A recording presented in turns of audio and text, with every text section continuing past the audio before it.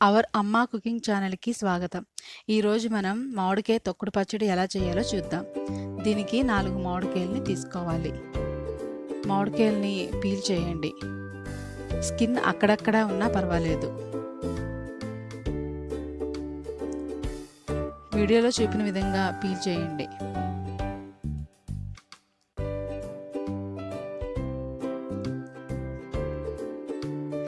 నాలుగు మామిడికాయలకి సేమ్ అదే విధంగా పీల్ చేయండి.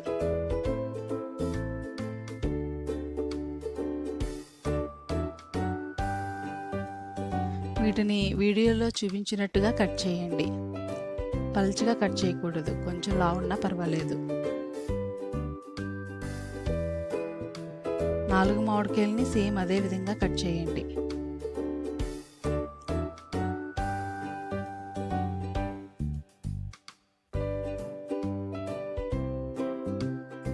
వీటిని 3 అవర్స్ ఆరబెట్టాను. 4 కాబట్టి 3 అవర్స్ ఆరబెట్టాను.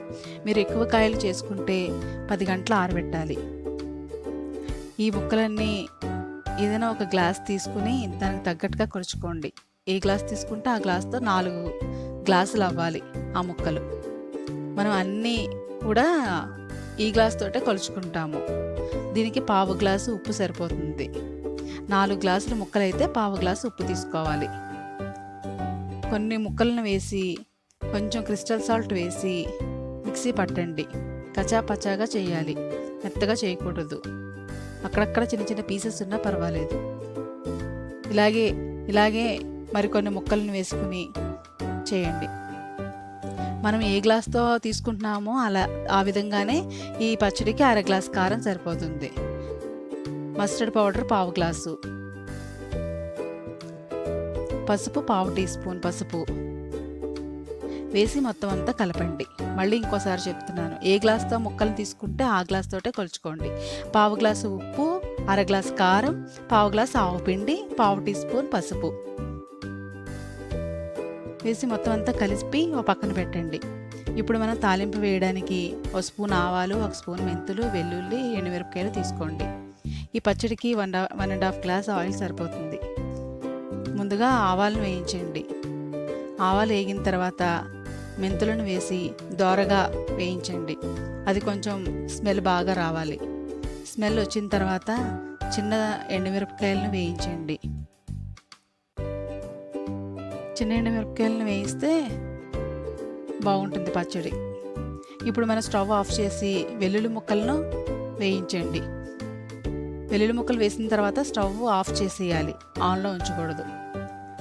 మనకి తాలింపు కొంచెం చల్లారిన తర్వాత కలుపుకున్న పచ్చడిలో తాలింపు మొత్తం వేసి బాగా కలపండి.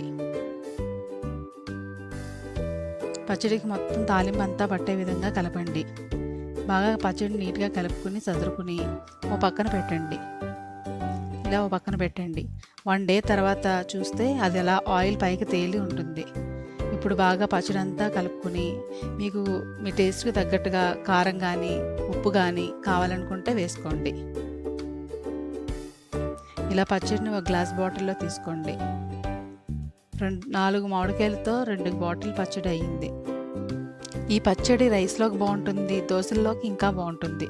ప్లీజ్ సబ్స్క్రైబ్ చేయండి, షేర్ చేయండి, లైక్ చేయండి, కామెంట్ చేయండి.